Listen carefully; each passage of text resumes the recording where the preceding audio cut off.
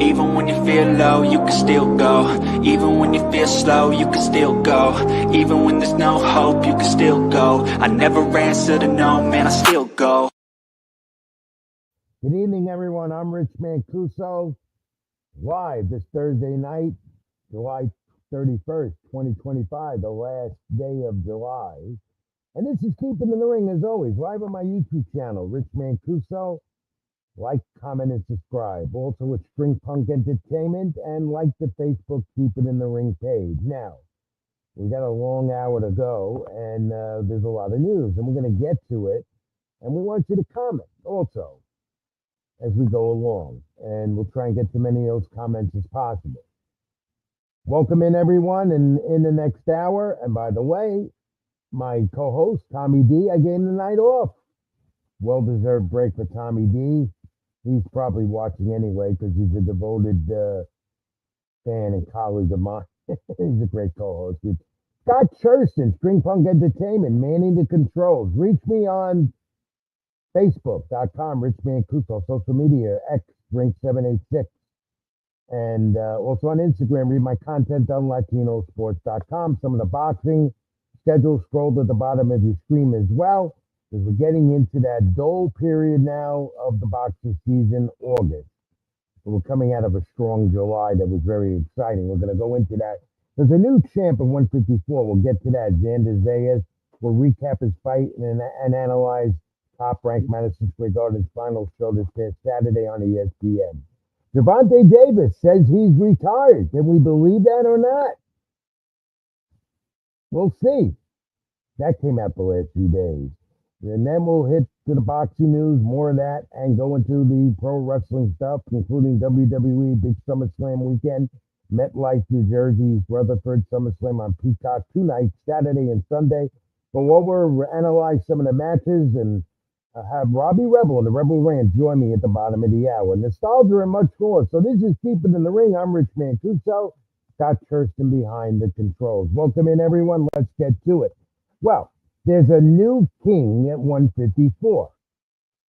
22-year-old Xander Zayas became the youngest champ in boxing Saturday night, theater at Madison Square Garden, top-ranked last show with ESPN after their 7-8-year lucrative deal. And as of now, Bob Arum, Hall of Fame promoter at Top Rank, says he's working on something. Rumors are it could be Max, there could be Amazon Prime.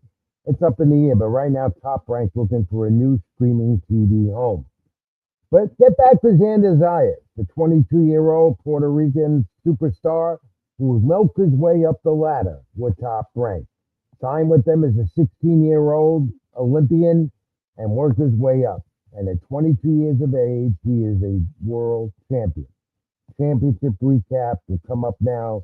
His fights have been spectacular, climbing the ladder. Like Zayas in this fight, like other opponents along the way, since signing with Top Rank at 16 years of age, he was at the age of 16, he showed those skills. And he moved up the ladder as Top Rank milked him up the ladder. That's what they do with their young prospects of fighters. Zayas wanted a title opportunity. He waited. He said 2025 would be his year. And indeed, he got the chance to do it. He was quick Saturday night. He was sharp Saturday night. He used the jab effectively. The final rounds of round 6, he had the Mexican Jorge Garcia, who had never been down before in his career. He had him in trouble. But Garcia made some type of a comeback to make this a little more interesting. The final ESPN, again, top-ranked telecast, so Zayas go to 22-0. Unanimous decision, no question about it. 116-112, 118-110, 119-109 were the judges at ringside scores. He is the new WBO junior middleweight champion. He is the property of Bob Arum and Top Rank, and he's going to stay there. He's very loyal, and you never met a more gracious, great, young fighter. He signs autographs for everyone. In fact, when the fight was over at the Garden, walked to his hotel a few blocks over, championship belt over his shoulder, Great crowd of supporters, Puerto Rican fans in New York and elsewhere greeting the new champion. As I said, Xander Zayas said 2025 was going to be his year. CompuBox stats show Zayas landed 199 of 522 total punches to 138 of 603 from Garcia. And this was a commanding performance for a champion who was supposed to have Sebastian Fundora originally, because boxing politics got in the way. Fundora opted for Tszyu, and so the WBO title was taken from Fundora and declared vacant, and there goes Xander Zayas' opportunity. He wanted to fight Fundora. Perhaps that's probably what he's going to get next. He might get Fundora. Maybe. That could be a super fight next year. Zayas says he wants to fight one more time. Now, we might have some video of me talking to Xander where he did post-fight, thanking his mom and his dad, crediting him for this great career at 22 years of age. He says if it weren't for them, he wouldn't be where he is today. He also talked about his opponent, and of course, he's so loyal, as I said, to top-ranking Bob Arum. He's going to be with them. In other words, he's not like the others. This is a gentleman who exemplifies what a fighter should be. And now he's a champion. Handles himself well outside the ring as he is good in the ring. So, Scott, behind the controls, do we have any video of Zayas? And he wasn't going to quit, and I didn't want to throw everything in the 7th round knowing that I had 6 or 5 more rounds to go. So I wanted to be smart and staying patient, winning round by round, and that's what we did. Round 9 came in, he started putting his head down a little bit more. Walking forward, we started grabbing him. Just don't let him work inside. If we allowed him to work inside, it would have been a whole completely different fight, and we just frustrated him. He was frustrated by the end. He said after his fight with Zhu last week, he wants his belt back. He would like that fight with you. What do you think of that fight? How realistic? He shouldn't have lost it in the first place. He shouldn't have left it vacant in the first place. That's all I have to say. He know where to contact us. There it is. He wants Fundora. And there he is, greeting the media, as he does after every one of his fights, handles as many questions as he can, will stay as long as he can, gives the right answers. And on top of it, as I just said moments ago, my friends, he is what a champion should be all about. But if he should fight Sebastian Fundora at some point, that's going to be a test, assuming Fundora still has his title. The goal for Zayas is to stay at 154, as well as possibly unifying the division, which is one of the best in the sport. He has capability of doing that. More so, he has the right promoter by his side, the Hall of Famer Bob Arum of Top Rank. Remains to be seen what's next. In the meantime, he can enjoy his championship. Miguel Cotto greeted him in Puerto Rico this past week when he went back home to San Juan, and they gave him a celebration that was well-deserved. He's got one title right now. He'll probably get another. Does he move up in weight? Well, we're still talking about a 22-year-old who achieved his first championship.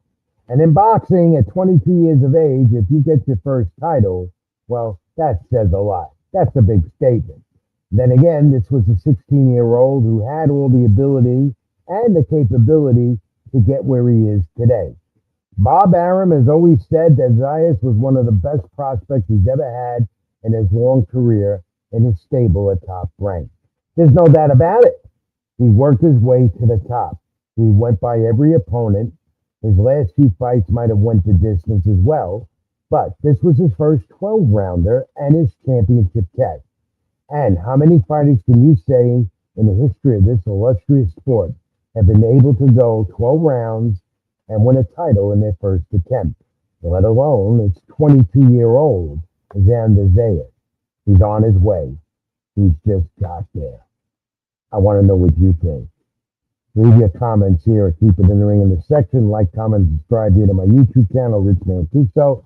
The crowd was buzzing in the theater at Madison Square Garden Saturday night. They buzzed when Zayas came in. It was packed to the rafters in the theater, which hold about 5,500 people. Perhaps soon maybe next year, as Bob Aaron hints. Xander Zayas will main event in the main arena at Madison Square Garden. So congratulations to that young man who's always there and backing me every week on this program, Xander Zayas. He is a world champion, WBO at 154. So, the Garden crowd was buzzing prior to Zayas, in fact. They were ready for Xander. And this was a great top-ranked show. Not their final one in the Garden. They'll be back there. And this concluded a month of July of boxing that had everything. Superstars, great fights, and boxing now goes into the month of August with that dull period, because August usually is a dull period in sports, so is July. But July was unprecedented. One weekend after another, 2-3 shows, Saturday night or Friday night, and you didn't know what to watch first. But we had some great excitement with the sport because we had some great fighters doing their thing. With the exception, of course, of May 1st and the Ring Fatal Fury card, or Fury, whatever they call it, with the ring, and the Turkey in Times Square, which became a disaster. Fights weren't interesting except for Teofimo Lopez title defense against Barbosa. But other than that, the sport saw some big resurgence in the month of July. So mainstream media once again took no attention to it because they only look at boxing as controversial and not important enough for them. But we as boxing people know when the sport's on fire, we appreciate it. And in the month of July, we certainly got that. And again, it concluded Saturday night at the Garden. Before Zayas, the crowd was buzzing. The great top-ranked card once again, including the co-main event that saw Bruce Shushu Carrington out of Brooklyn, New York, the hometown kid, stay undefeated at 16-0. He wins the WBC interim featherweight title, a lopsided unanimous decision versus Mateus Haida. Carrington now 16-0.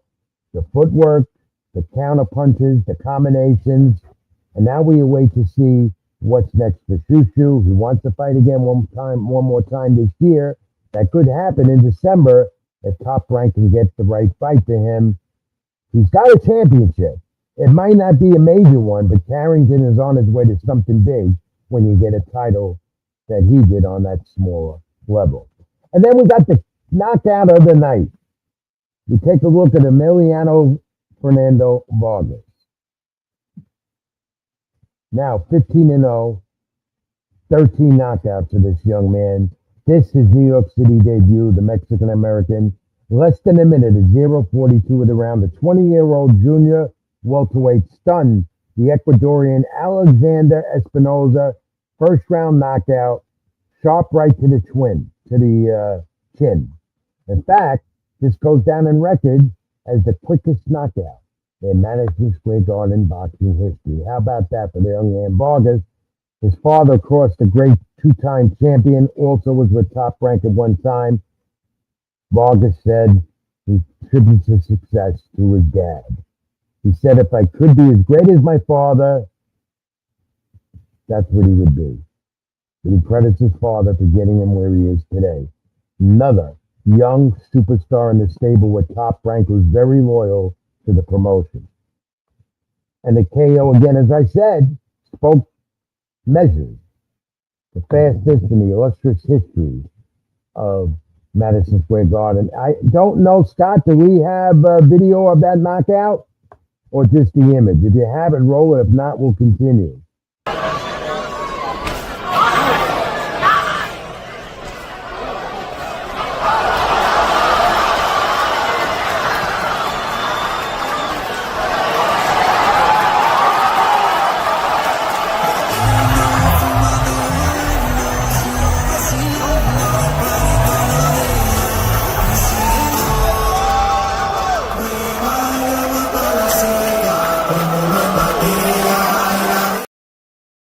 How about that sharp right to the chin? Vargas is good at it. We didn't expect it to be that quick. You know, we're not talking about an opponent he had that was bad, that was a tomato can, as they would say. He was viable. Vargas was ready for a test, but that goes to show how good that right is how good of a fighter he can be. He's got power. He's got speed. He offers it all to the table. He's on his way to bigger things. There's no doubt about it. And then you had Jan Santana, the featherweight from the Dominican Republic. Got to know him real well over the weekend. 15-0, 12 knockouts. And he is a world title challenger. And he beat one. Aaron Alameda, 30-3, 17 knockouts, 10 rounds, capturing the NABO title, was scheduled for 10. He was in control the total time. 193 times with the scorecards. And again, this was a 10-rounder. He might be ready for a 12-round championship fight soon. We do have some video of that, I believe, Scott, and my great producer every week who took the week off because he deserves it. He knows the Santana camp real well. If we had that, Tom, roll some of that interview with either me or Tom. I don't know how we got it. Talking to the champion with his translator, his manager, Figueroa, did the translating for us. Do you have that, Scott? If so, roll it. I'm not going to take too much time, take too much more of your time. Thank you. Congratulations on a great performance. And I look forward to seeing you soon.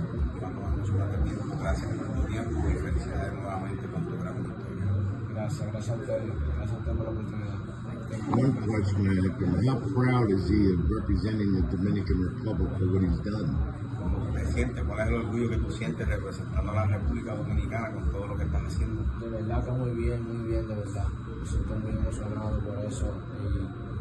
Y lo dije en una entrevista que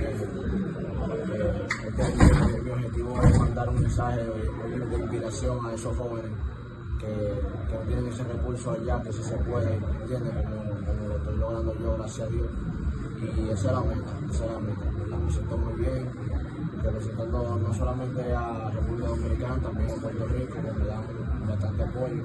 Y la meta es seguir buscando esa gran masa para nosotros lograr el objetivo que es el campeonato. It's really very proud of representing my hometown, the Dominican Republic. And I just want to be an example to the youth. We are low resources. It's really hard to come out of there. But I want to be inspiration to the young fighters, this youth coming up, that you can do it.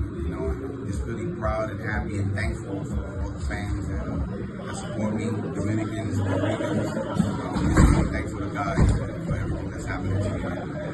Thank you. Thank you to his manager for translating with Figueroa, and to Jan Santana, who spends a lot of time training in Puerto Rico, though he is from the Dominican Republic and resides there. Well-spoken, and he wants to contribute this championship to all the youth in the Dominican Republic that want to be just like him. I had heard a lot of things about this young man, and I never saw him fight up close as much as I did Saturday night at the theater in Madison Square Garden, and he was impressive. He was. So he's quick, and he takes his time doing what he's got to do. He knows how to set up his opponent the proper way. And he surely did that on Saturday night. More to come for him. He's another fighter that says he wants to fight again this year for it down. That's very possible. He has the right team behind him. And again, he has the right promoter behind him. Hall of Famer Bob Balaam in Top Rank. Congratulations to Jan Santana. Thank you, Tommy D, for teaming up with me Saturday night to get that interview. We did that at the hotel, obviously. You heard the buzz in the background. Same hotel where Zayas and the others were celebrating their win on Saturday night.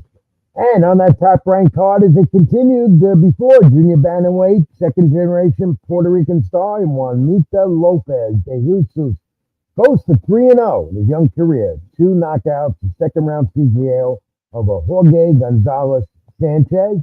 2 knockdowns in the opening round did it. And he stopped Sanchez at 1:14 of the second.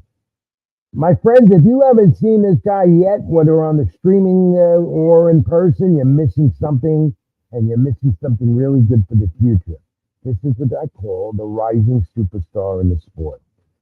And, of course, the second-generation Puerto Rican superstar. Yes, this top-ranked card was loaded with Latino talent.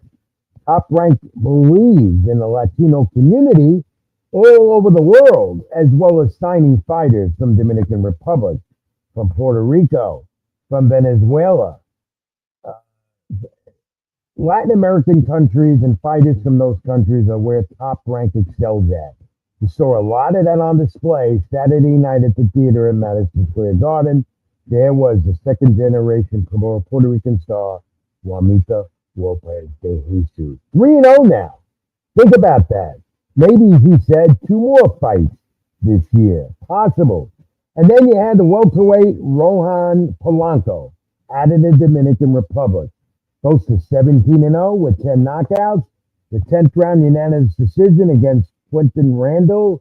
Polanco very aggressive in this fight. In the middle rounds, Polanco landed everything. He's stepping in as he did.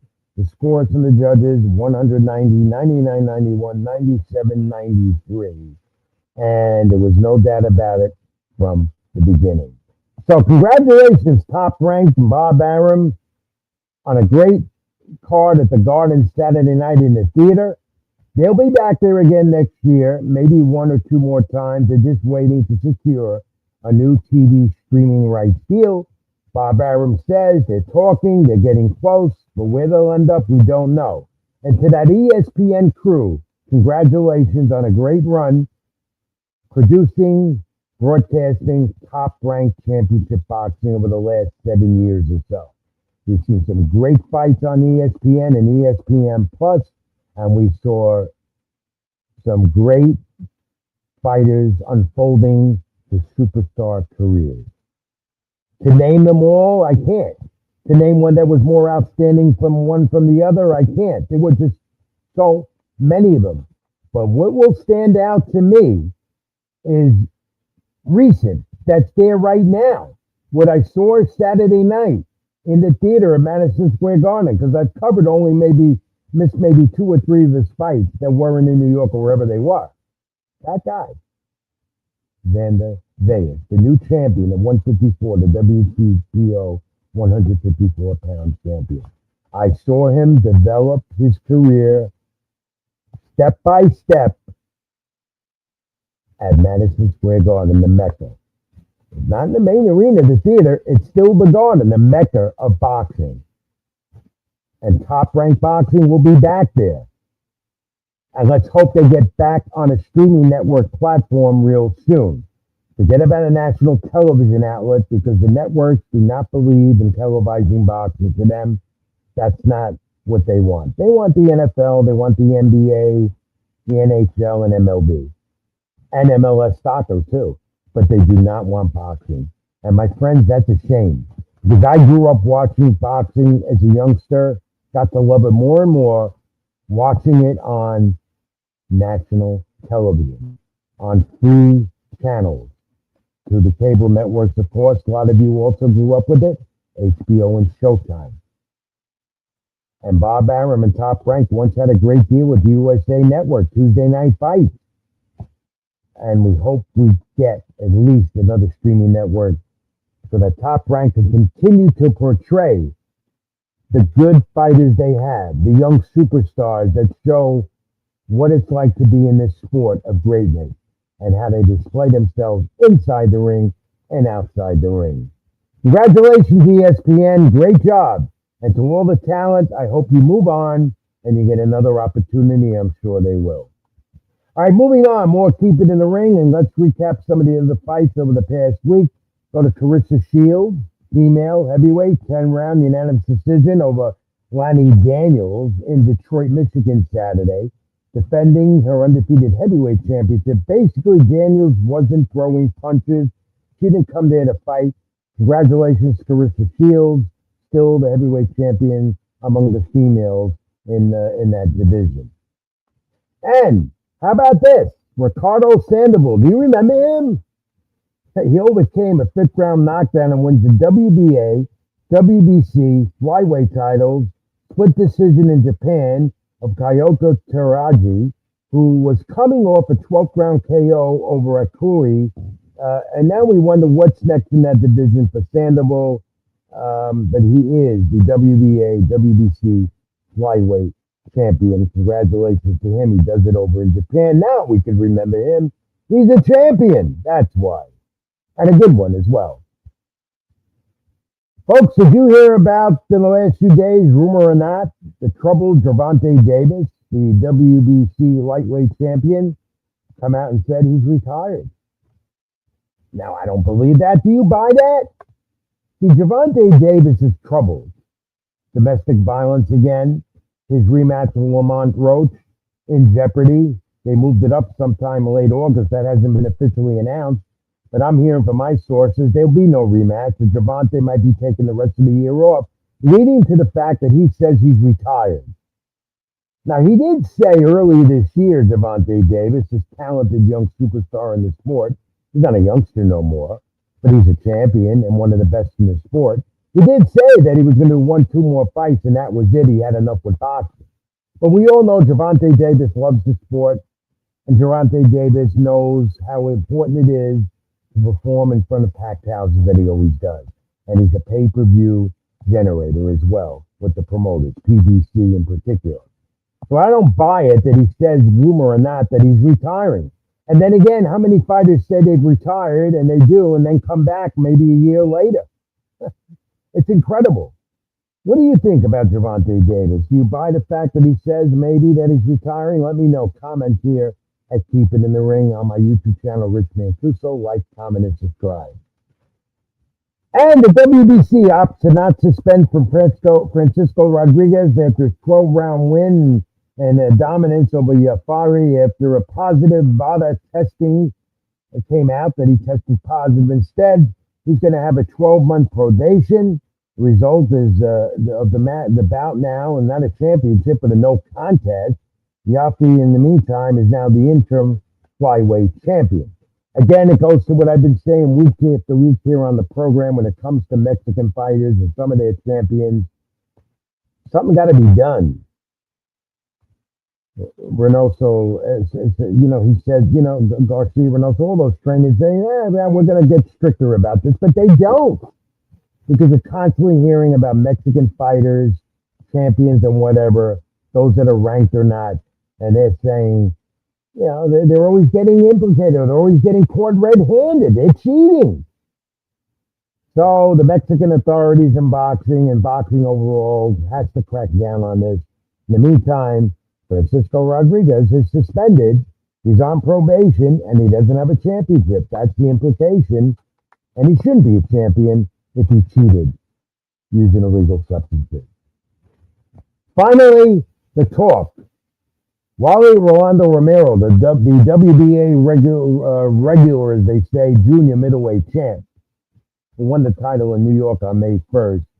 Him and Ryan Garcia on social media and being confirmed, there are intense talks to have these two in the ring at some point, maybe not this year, early next, for Romero's title. Now, Garcia needs to come back to win. He had a comeback in Times Square on May 1st. That was a disaster. We know that. He didn't look good at all. And he blamed this and he blamed that. No, he didn't say that he got robbed or anything like that. And was very solemn about the law. He was subtle. But a fight with Romero and Garcia is being talked about as long as Romero against Teofimo Lopez maybe at 140 is Teofimo still looking for his next opponent and trying to unify the titles at 140 in his takeover attempt at that division. So there is talk. Look out for that. Romero, Ryan Garcia. We'll keep you updated here and, of course, on my social media platforms as well and where you will get your other boxing information. So we end the month of July, like I said, a month of July in boxing that was stellar and great for the sport.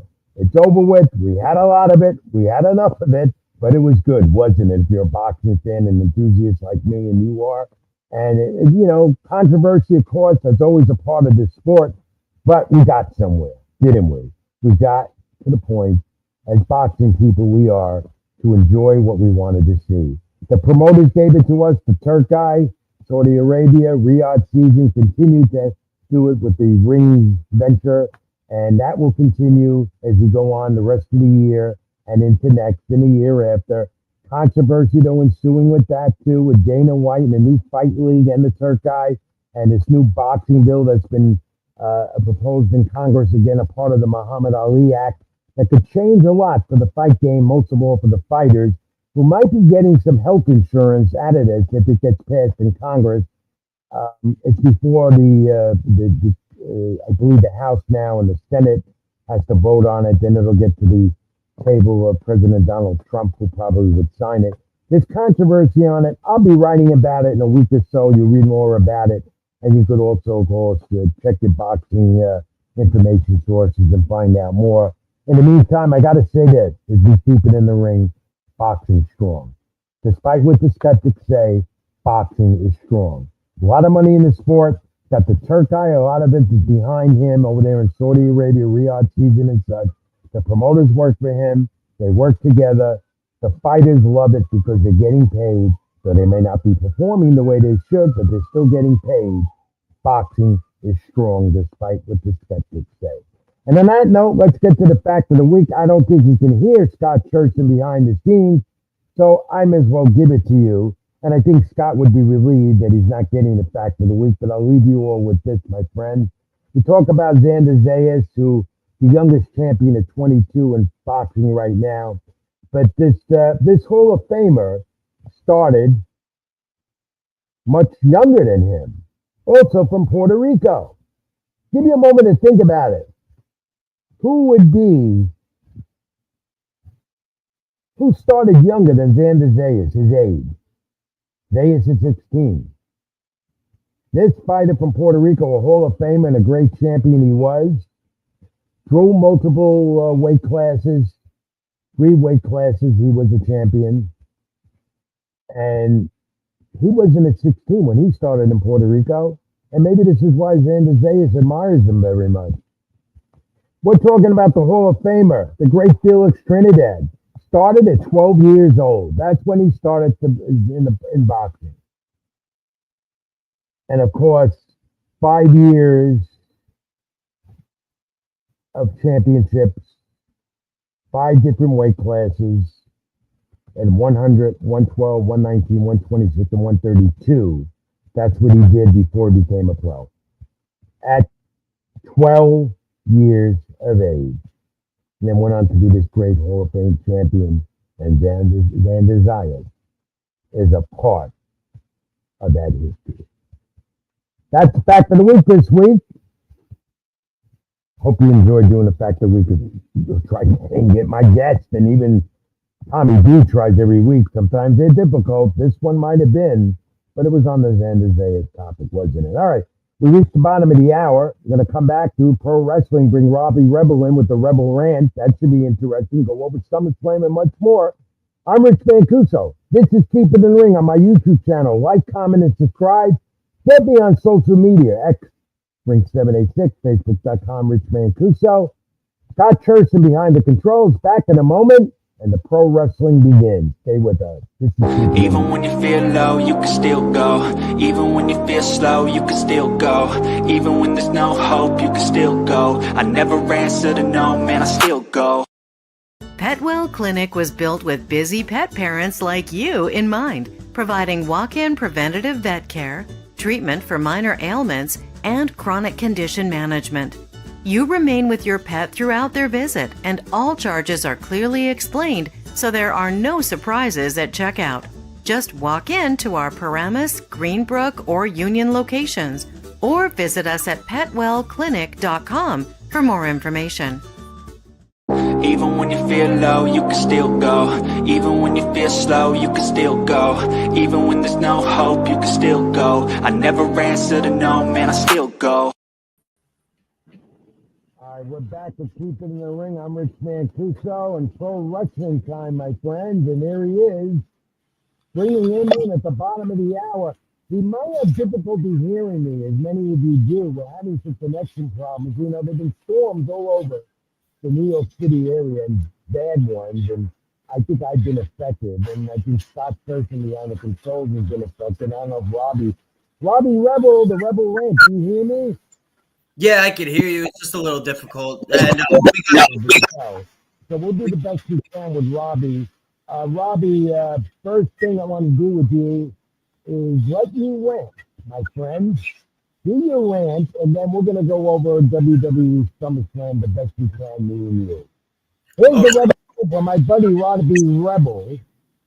And go ahead, Robbie. I'll listen, and I'm not going to fall asleep, and I'm not going to yawn. I'm going to be listening the best I can, even though my jaw and muscles. Go ahead. I was just teasing you last time, but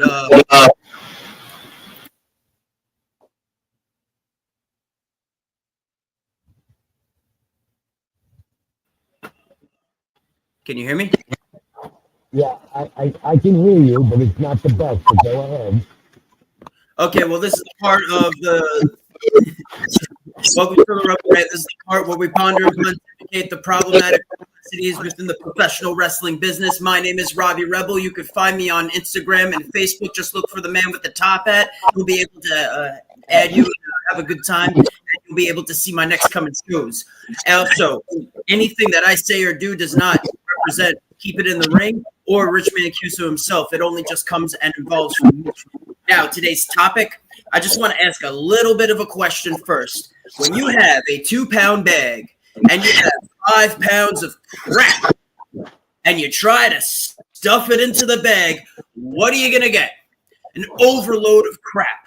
And that's my problem and what I'm going to start ranting about today with indie wrestling. Professional wrestling in the indies is just a bunch of overloaded, saturated crap going into a 2-pound bag. You got your boys who are just trying to do these moves, trying to do whatever pops the boys in the back, whatever makes the crowd go, ooh, this is awesome, when they should be telling a story and investing in their own character and also the people who pay good money to do it. You're taking money out of people's pockets when you end up just putting all that into a small bag just for a 3-second pop. If you want to keep a consistency on making money, on bringing people in, on growing a brand, most people in the indies don't understand that they're not all professional wrestling lovers.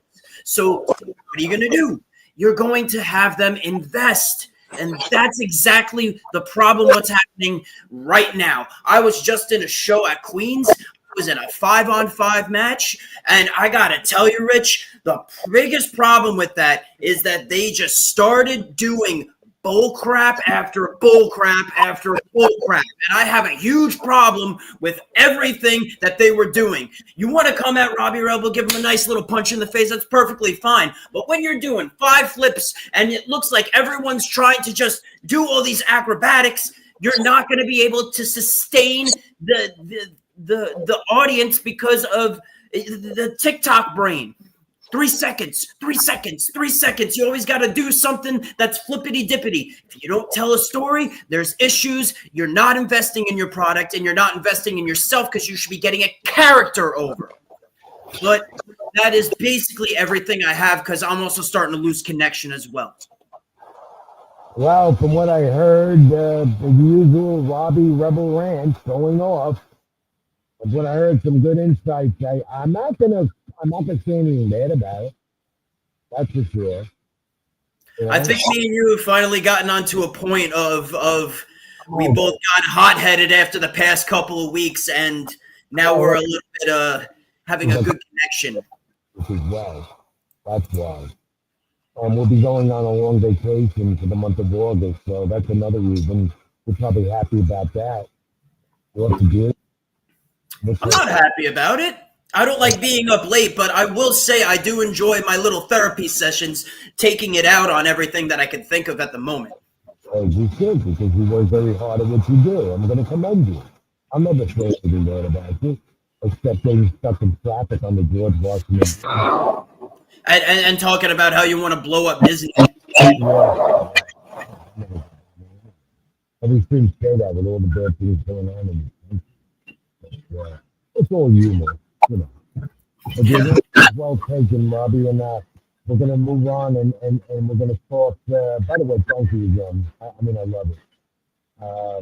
The fans love you as well. And before you go, we're going to have Wade introduce you out to you as always. Let me bring up this AEW note first, because you know her real well, Mercedes, in AEW. She won 2 more titles. She's got 8 now. It's unbelievable. Over 8 different promotions across the globe. AEW PBS title. Owen Hart Women's title. The Retro Undisputed British title, the Queen of Southside title, the CMLL Women's title, the Primetime Wrestling Women's title, the Best Yah Women's title, whatever that is. He's got over 8 titles. Isn't that a little too much? I think it's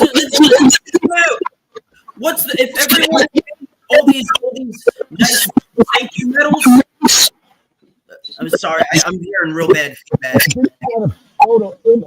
Scott, do you have an image of Mercedes that we loaded up to show her donning some of those championship belts around her?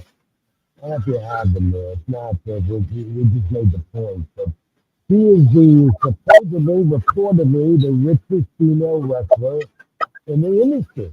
Yes, she is. Talented, no doubt about it. But 8 titles? Oh. I mean, I know Ultimo Dragon did something like that back in the 90s. Back in the 90s, it was a different story. Yeah, it's great exposure for AEW. But thank you, Anthony, and all you others for commenting. So we thank you as well. Let's move on. Because AEW has got a while before the next pay-per-view. And we're seeing more of Christian and Pope. I'm hoping it's like that. But teaming up again, that's coming. They're milking him, and it's going to happen. Starting to see that more on AEW Dynamite. SummerSlam this weekend. 2 nights. I hate that. Be it one night, Saturday night, Sunday night, MetLife, East Rutherford, New Jersey. Of course, Peacock pay-per-view, or not pay-per-view, Peacock PLE event. 2 nights, Robbie. I don't like that. I had to apologize for the audio issues, but we hope you're enjoying what and you can hear us the best you can. We've had some difficulties again with storms around the area today. Let's go over Robbie as quick as we can. Saturday night, the WWE Women's title, Stratton versus Jake Carter. Who do you like? Stratton's been on a roll. I think Stratton has the upper hand on it. Okay. I think Jake Carter still got to wait for the title. I think Stratton will return. Then Saturday night, you're going to have Randy Orton and Billy Roll, the celebrity, against Drew McIntyre was touch and go because his visa and he couldn't get into the country again here from London with Logan Paul. And they were all promoting this at City Field at Yankee Stadium the other night. They were all there on the field before the game, and him with Aaron Judge and the Yankees. Who do you like, Orton, Jerry Roll, or Logan Paul? McIntyre? I would like to say McIntyre, but every time they put McIntyre in a high-profile match, he's a fallback guy. So Orton. I gotta go with because he's a celebrity, Jerry Rowan Orton. That's why I think they're gonna win. Or they'll do something to get McIntyre and Paul to win it by some type of foul play or something. But because you got Jerry Rowan there, and the veteran Randy Orton, I think they'll win it. This one was a cool, and I wonder if Seth Rollins is involved in here. There's a lot of talk of Seth Rollins, and this is his word, that the injury is not real. Run to the World Champ, CM Punk. And that Punk will win it, and then Rollins will come in with the briefcase, so all of a sudden he's not injured no more, and chances in. What do you think? I think that's a high possibility, especially for SummerSlam, because SummerSlam is part of that big four we talk about. You have SummerSlam, Royal Rumble, WrestleMania, and then sorry, the audio is good. Okay, again, I can say, I'm going through this game tonight. Do the best we can. The women's tag team title, Raquel Rodriguez and Roxanne Perez, and Charlotte Flair and Alexa Bliss. It just looks like Raquel and Roxanne might lose it. I think, Alexa Bliss and Charlotte Flair working well together. I think they'll get the titles and eventually they'll split up. and Alexa Bliss was doing the right shit or whatever. But I think that's split up. Now I think it's the end for Rodriguez and Perot. Your thoughts? I didn't hear that last part. What? Raquel Rodriguez and Roxanne Perez against Charlotte Flair and Alexa Bliss. So it's women's title. I would probably. I don't know. I don't really have much of an opinion on this one. I wasn't following this one particularly close, or at least everything leading up to it. Oh, yeah, but it's Charlotte Flair and Alexa Bliss teaming up. They have this friendship. And maybe they'll break up with SummerSlam. I don't know. Anyway, Sami Zayn, Damian Cross. Here's a grudge match. Sami Zayn is always alive. Can't get it. I like Sami Zayn. I think Sami Zayn actually might be doing good with that. But then again, like, I don't know. It's a tough one for me, but I do like Sami Zayn's. I like his chances on this one because he needs the push a little bit more, and he can finally get something out of it, especially for SummerSlam.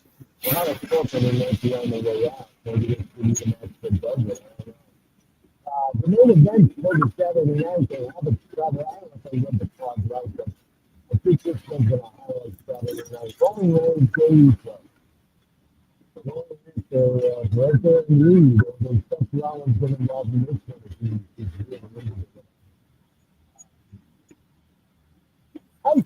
Breaker and Reed will win this, so this is going to continue. The new style.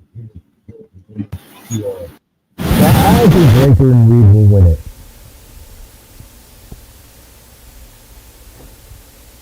You get that, Robbie?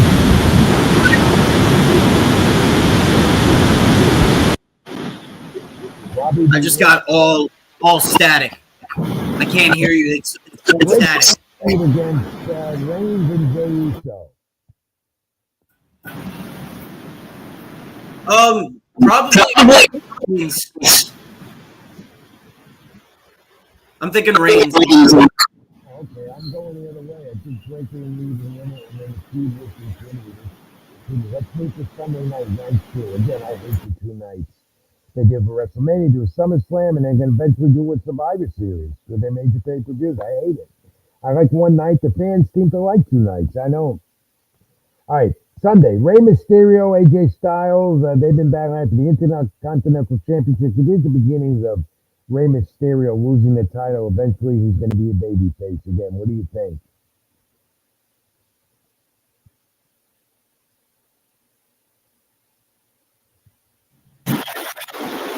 I don't know.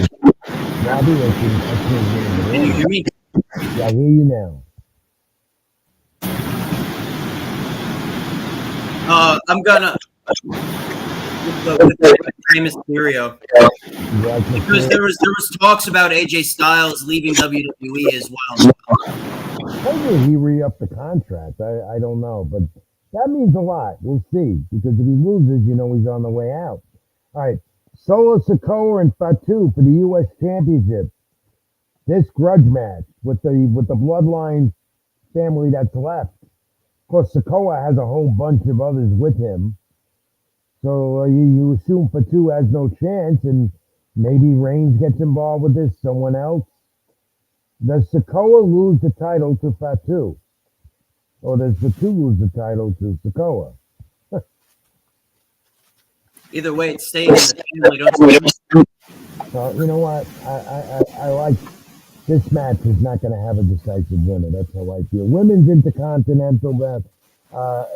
Becky Lynch, Marla Baccaria, Becky Lynch, to me, retained.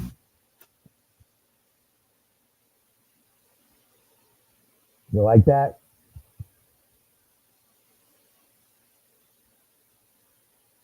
I'm having a problem again with hearing Robbie. How about Robbie? If I can't hear you, just one for this one or two for the other. tag team titles of the Wyatt Six, Andrade, Ray Fenix versus DYO versus Fraxium. Now, I'm going to put a 1 up for the Wyatt Six retaining their tag titles. Do you believe so? If so, if I can't hear you, put up a 1. Okay, got that established. Good. Maybe we should do this all the time, me and you. Just do 1 or 2. I don't know. And then the Motor City Machine Guns are in that with the Street Profits, who had those titles before. Naomi, Rhea Ripley, Io Sky for the women's title. Naomi retains. Number 1, I got Naomi retaining. As much as I'd like to see Ripley win it, Naomi seems to be on their radar as a champion for a while. Naomi, number 1.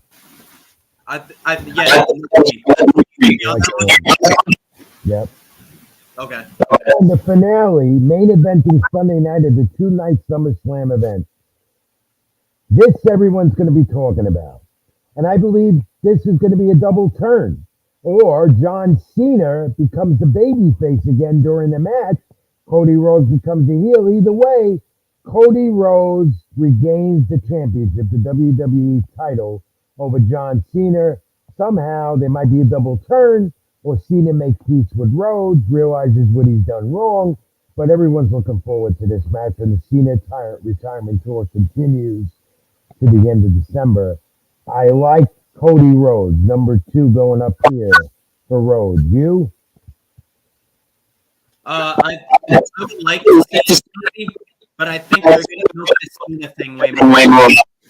Okay. So in other words, you like Cody Rhodes.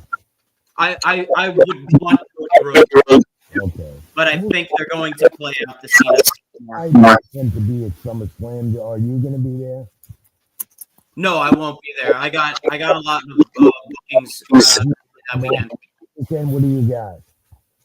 I'm going to be doing stuff at the WC, doing a lot of stuff in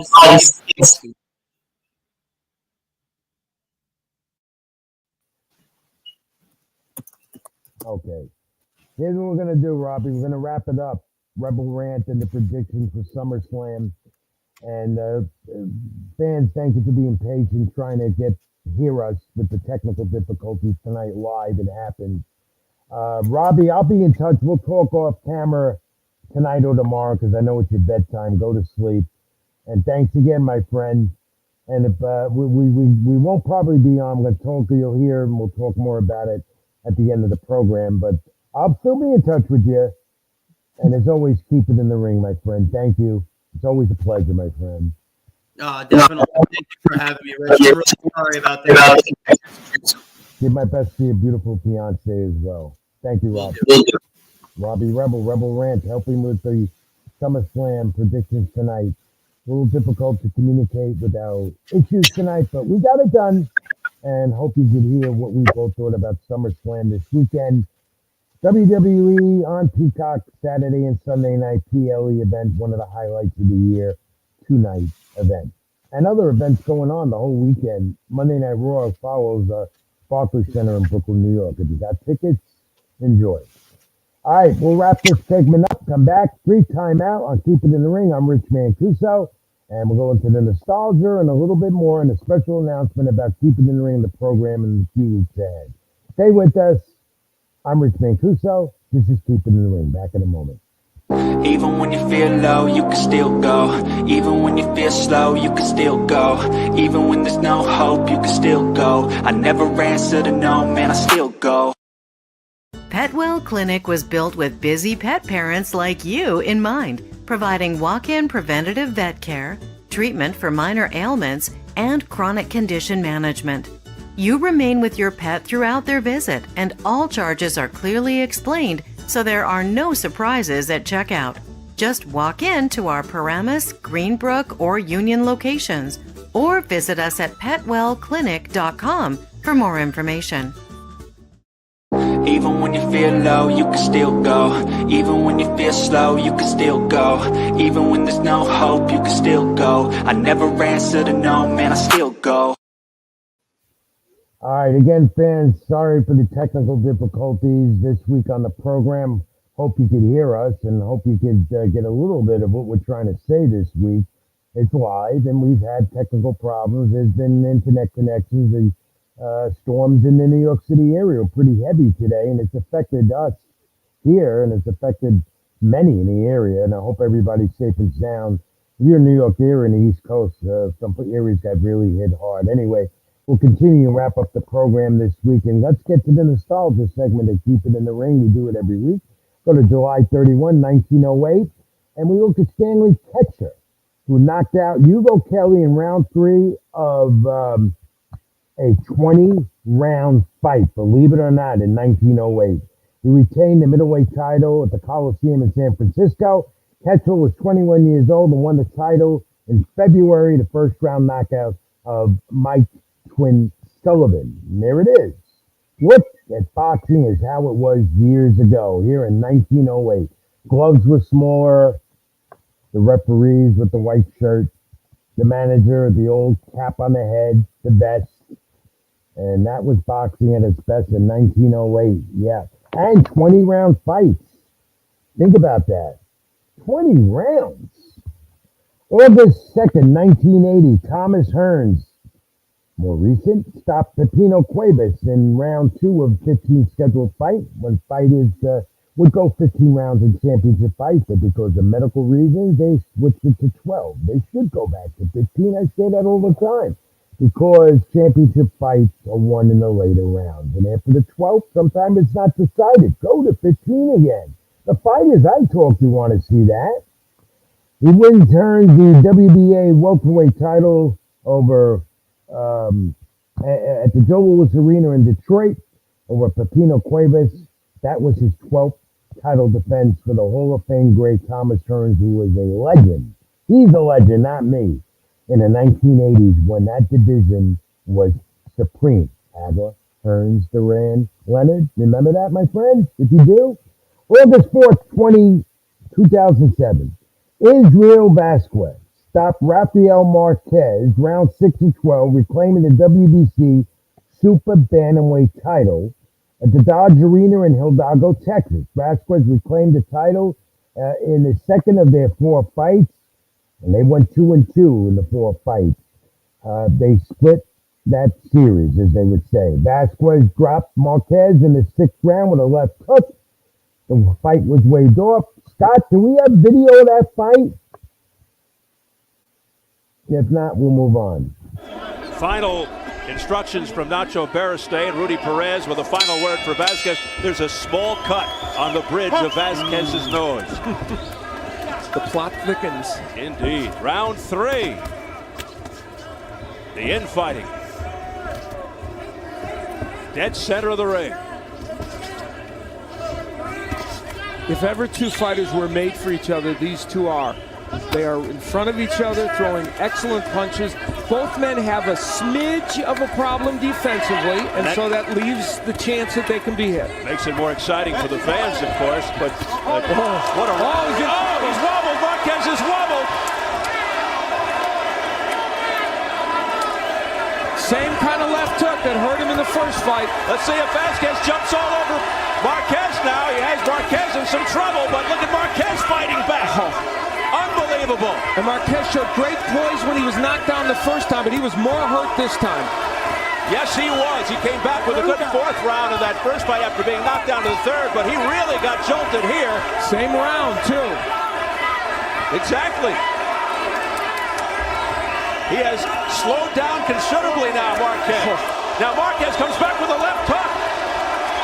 And a straight right and a left hook by Vasquez. Back comes a right hand by Marquez. Marquez pressed up against the ropes, not where he wants to be. A left hook to the temple by Vasquez. Marquez misses with a left hook. Can you say Corrales Castillo? This is an amazing round of boxing. Great big uppercut. Uppercut by Vasquez. It sends Marquez back to the ropes. Marquez, though, swings away anyway. And he comes forward now. And there's a terrible cut around the right eye of Vasquez now. His face is bloodied on the right side. Israel Vasquez.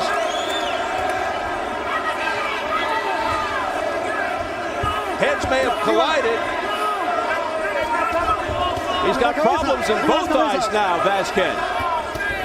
Marquez has gotten himself back into this round in a major way. Amazing. And now Vasquez with some drama. He's got problems with the cuts. And 45 seconds left in the third round. And Marquez landing with rights and lefts, sending Vasquez back. Another series of punches, a great combination by Marquez. And this is after Marquez was in trouble. Marquez wailing away at the head of Vasquez. As the blood continues to flow from the eyes of Vasquez. Marquez winging, landing. Left hook upstairs, landing by Marquez. Everything's connecting, but look who's coming forward. It's Vasquez. Now Marquez comes forward. Back comes Vasquez with a left and a right. Non-stop. Incredible action. Unbelievable. A right hand attack Marquez. No let-up whatsoever. And you see blood on. And what a fight that was. And we showed you the entirety of that round there. So August 4th, 2007. Israel Vasquez stops Rafael Marquez, round 6 of 12, coming off Corrales Castillo. Toe-to-toe, punch for punch. Great fight it was. Seen on Showtime, the call from my longtime friend and colleague, now retired, Steve Albert. And I'm going to talk more about him in a moment. That's our nostalgia bag for this week. Hope you enjoyed it as much as I do each and every week here on the program. Take a look at this. I came across an old image of an old friend from the Bronx, New York, known as the Bronx Bomber. He was Alex Ramos, a great New York City Golden Gloves champion, and then went on to be a successful pro before things went downhill for him. Well, Alex, that's in his prime, his great years. But Alex is still suffering from dementia, and he's in an assisted living home in Simi Valley, California. He is the head of the Retired Boxing Fighters Association. In other words, him and he has a fund with Jacqueline Richardson out that way. And what they do is they support fighters, former fighters in need. Alex Ramos right now continues to hang in there. At times he'll remember who you are. His memory is in and out. He's hanging in there, though. He's close to 60 years old right now. I talk to him from time to time. Sometimes he remembers me, sometimes he doesn't. But I knew him real well. A Lehman High School Bronx graduate who got into boxing, went into the Bronx Chester Boxing Gym, won the Golden Gloves titles, and didn't win a championship, but was a contender, middleweight division and so forth like that.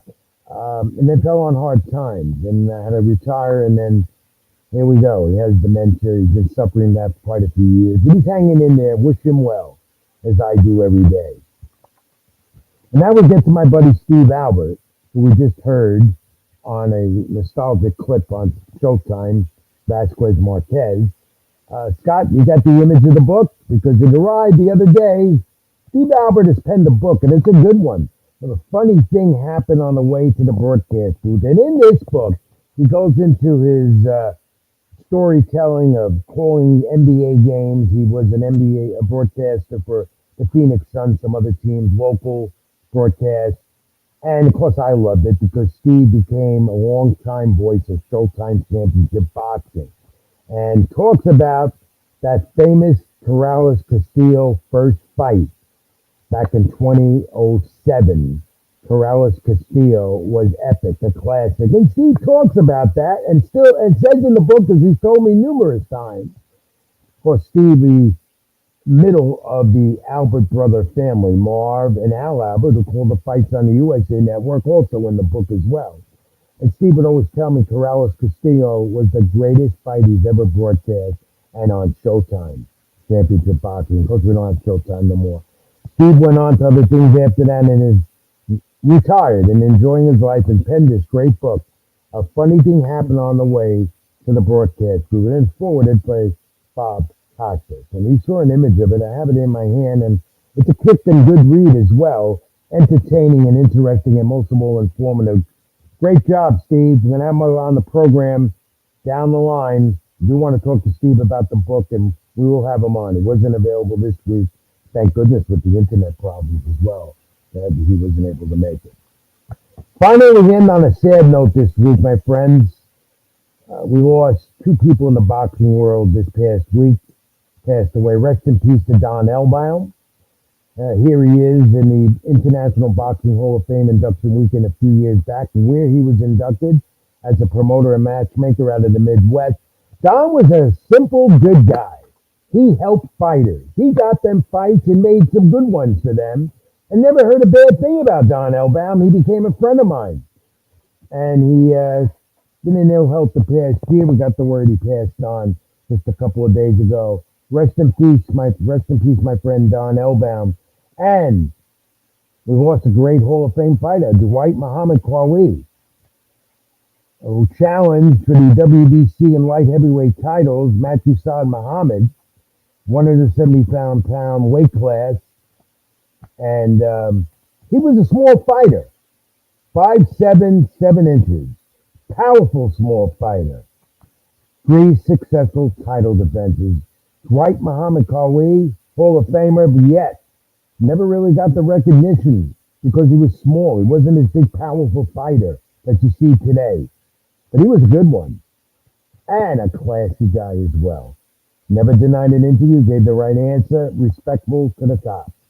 Rest in peace, Dwight Muhammad Qawi, and rest in peace to Don Elbaum, two greats of the sport of boxing who passed on this week. And on that note, folks, Keeping the Ring is over for this week. Tommy D will be back with us when we resume. And I'll say resume because it is. We're going to go on hiatus just like the boxing world does now in the month of August. There'll be boxing, but not magnitude fights on pay-per-view or on the streaming networks. But there'll be fights. You'll get your taste, your flavor. They'll be there, but it's just not going to have that hype and all of that we've had the last month in July and this great year of boxing we've had. Boxing goes on hiatus, so does Keeping in the Ring. So we're going to take the month of August off, and when we come back at the end of August, beginning of September, we're going to resume. And there'll be the height of boxing coming up again because you have September 13th, Canelo Alvarez and Terrence Bud Crawford, the mega super fight, many are saying, of the century at Allegiant Stadium in Las Vegas on pay-per-view. We're taking a hiatus. We all need a break. We need some rest. We got to regroup, and most of all, we're going to revamp the program.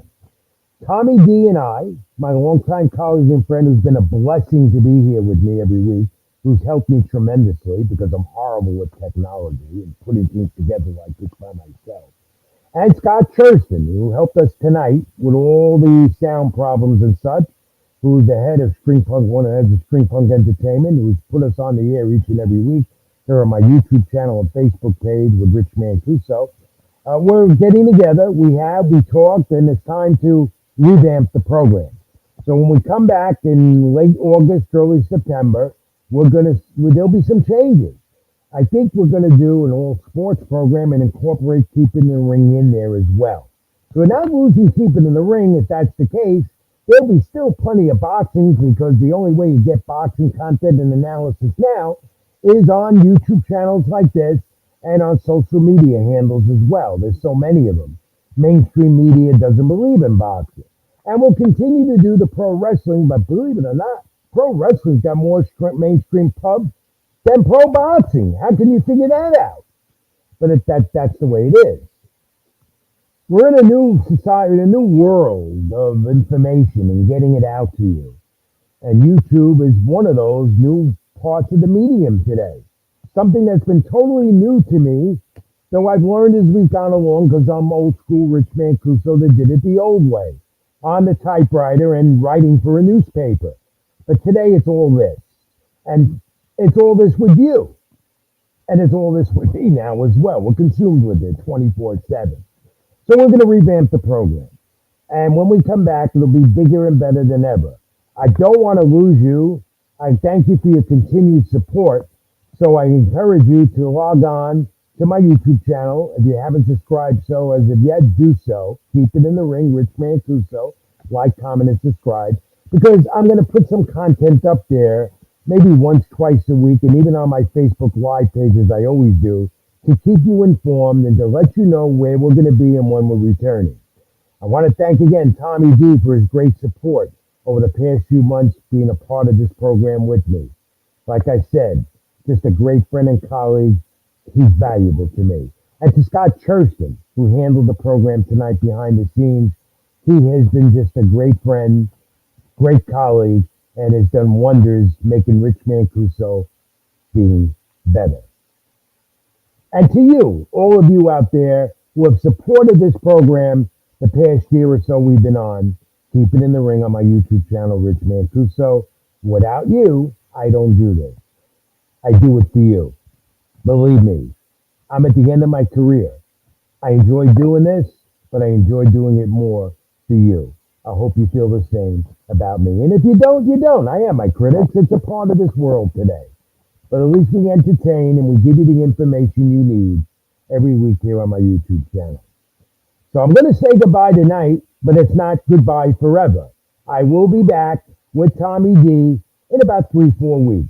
Like I said again, just moments ago, log on to my YouTube channel, my social media handles, xring786, facebook.com, Rich Mancuso, and on YouTube, and on Instagram, Mancuso786, and the Facebook Keep It in the Ring page. You'll know where I'll be. I'm at the ballpark, taking some time off. That's what I'll be doing. I want you to enjoy the rest of your summer. Keep on top of the boxing because it's still there, even though we won't be here with you. Stay with us. God bless. Be well. Be good to each other. And as I always say, and thank you, Robbie Rebel, as well. He's been great for me every week as well with the Rebel Rant as much as I get on his stage. As I always tell you all, this is Rich Mancuso. Thank you for watching, and as always, keep it in the ring. See you soon. Thank you. Even when you feel low, you can still go. Even when you feel slow, you can still go. Even when there's no hope, you can still go. I never answer to no, man, I still go.